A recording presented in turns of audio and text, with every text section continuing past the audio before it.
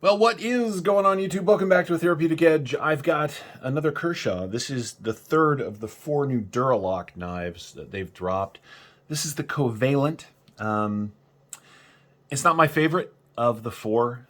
My 2 favorites are by far the Heist and the Iridium. These are superb pocket knives. Now, I want to be clear, they're pocket knives. There is nothing wrong with the Covalent. It's just not my favorite in its overall layout. However, it does share all of the kick-ass features. It is their new DuraLock system, which is really nicely done. No blade rock, no wiggle, no nothing on any of the examples that I have. It is running on bearings. It is their D2 steel. This one happens to be black washed.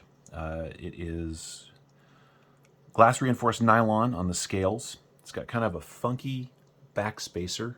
It's got a lanyard spot.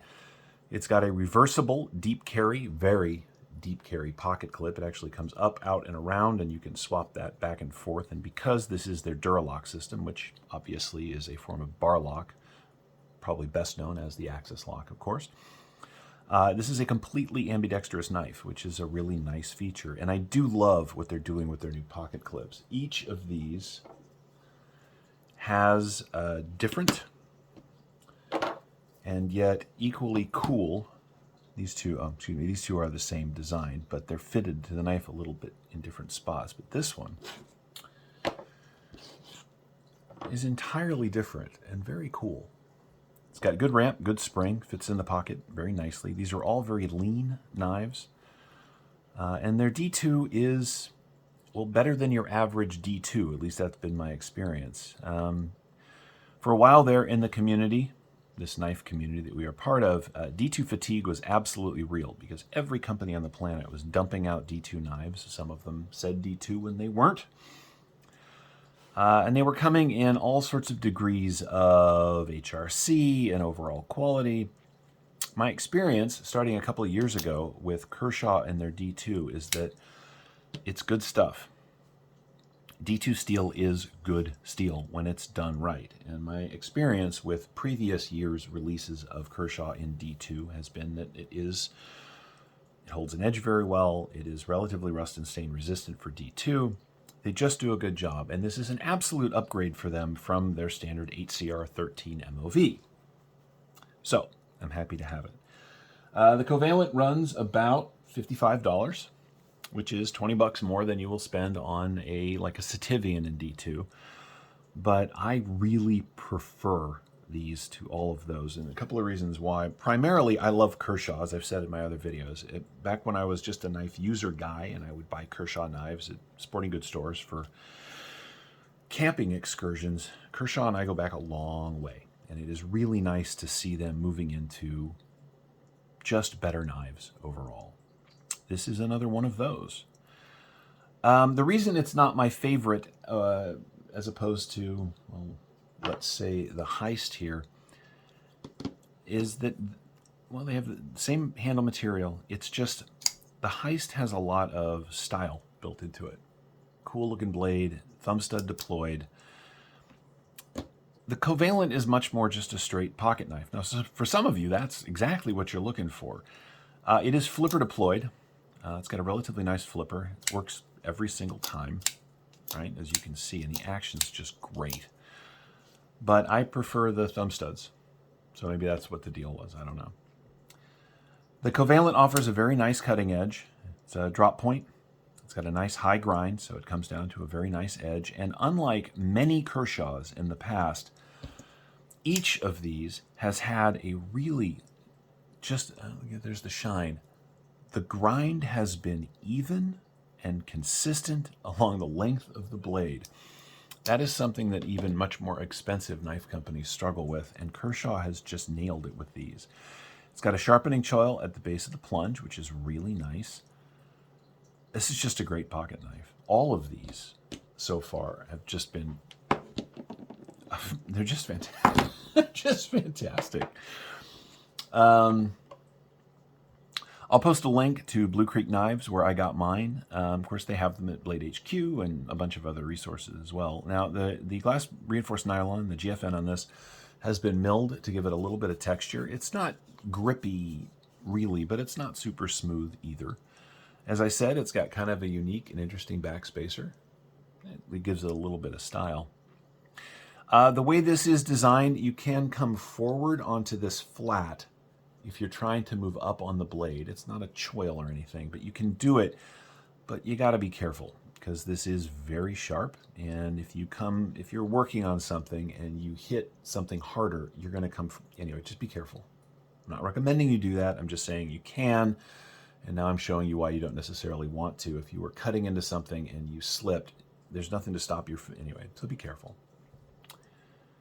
It is nice and lean, something all of the new DuraLock knives share in common. These are very thin in the pocket, which makes them excellent carries. Ball bearings work beautifully well. This does have a cool pivot. Got kind of a triangular pivot built into it.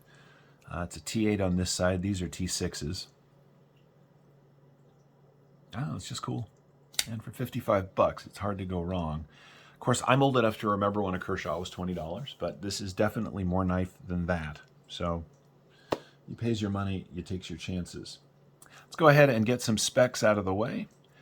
You're looking at 3 inches of cutting on 3 1/4 inches of their D2 steel. The grip area from behind that flipper tab is coming in at just over 3.5 inches.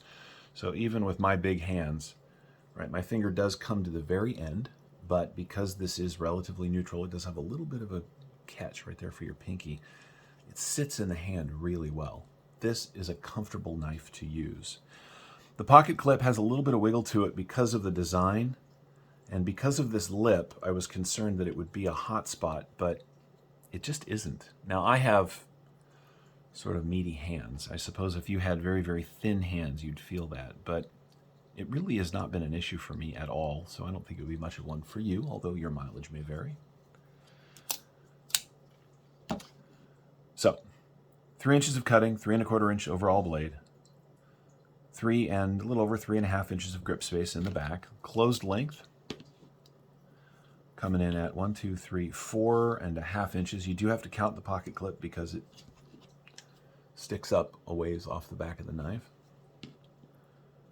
So 4.5 inches. And of course, the in-the-pocket profile is pretty good. It does have a flipper, does have some jimping, right? It's a little sharp, but back here is smooth. This is chamfered nicely. So if you got stuff in your pocket, there is something for it to bang into, but it's not awful. It's just something to keep in mind. And you're looking at about a little over 1 1/4 inches at the thickest down into the pocket. We'll do some size comparisons. We'll compare it against its own brethren here. Here it is against the Heist. We're going to go ahead and line that up right there on that line, as you can see. The Covalent is, just because of the pocket clip, really just a little bit longer. You get a little more cutting on the Heist as well. But they are different designs. Here it is against the Iridium. You saw this earlier, maybe late last week. This is a fantastic pocket knife. And it is, well, considerably longer than the Covalent. This is by far my favorite Kershaw to come out in many, many years. But if I hadn't had this, this is a really good knife too. All right, let's do some comparisons with knives you may be a little more familiar with. Here it is against the PM2. Yeah, much smaller than that. Speaking of full-size knives, there it is against the full-size grip. And as you can see, it's smaller than that, which means it is much more in line size-wise with things like the Para 3. We line up the tip. You can see it's a little bit longer than the Para 3, and you get more cutting, but dimensionally it's closer to this than it is to the full-size PM2. And of course, our old friend, the Bug Out. Line that up. Line that up. As you can see, you get virtually the same cutting profile. It's got a little more belly and a little more handle, but not much. If you line this up at the comfort spot, right, this is after that swell. So if this is comfortable in your hand, this will be too, and they are very similar dimensionally this way. So, I don't know. I really like what Kershaw's doing. And I want you guys to all go out and buy one because I want Kershaw to keep doing this. That would make me very, very happy. Let's go ahead and weigh this thing. Feels pretty light. See where it falls out. I love that action. I do. All right.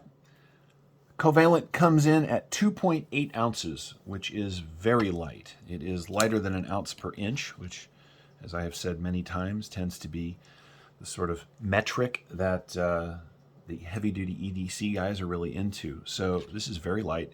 It's about an ounce heavier than a bug-out, but the bug-out is distinctly built for ultralight carry, whereas the Covalent is not. It does have steel liners on the inside of the GFN, which add a little bit of weight, but also there's no flex.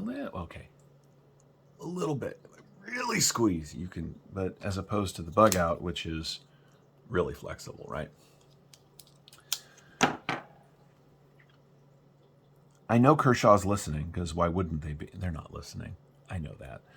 But I wish they would, because as somebody whose knife collection lends itself to, you know, things that are generally a little more expensive, right? When I tell you that these new Kershaws are spectacular, I hope that you will believe me, because they really are. I've got one more, which I have not gotten to yet, but I will. I very distinctly wanted to have all of their new DuraLock stuff. And we will do the last one, I think, next week at some point. If you have been thinking about grabbing one of these, and if 55 or 65 in this case, 55, 65, 55, you know, 55 bucks is not too scary for you to get into a Kershaw, just grab one. You will not be disappointed. If you want thumb studs, you have a couple of great choices. If you want a flipper, you've got a couple of other choices. You've got this one and the fourth one, which I haven't shown you. I, again, prefer the thumb stud deploy on these DuraLock knives because it makes them completely ambidextrous and there's nothing to bang into other stuff in the pocket. But if you prefer a flipper, they've got you covered. Their D2 is really well done.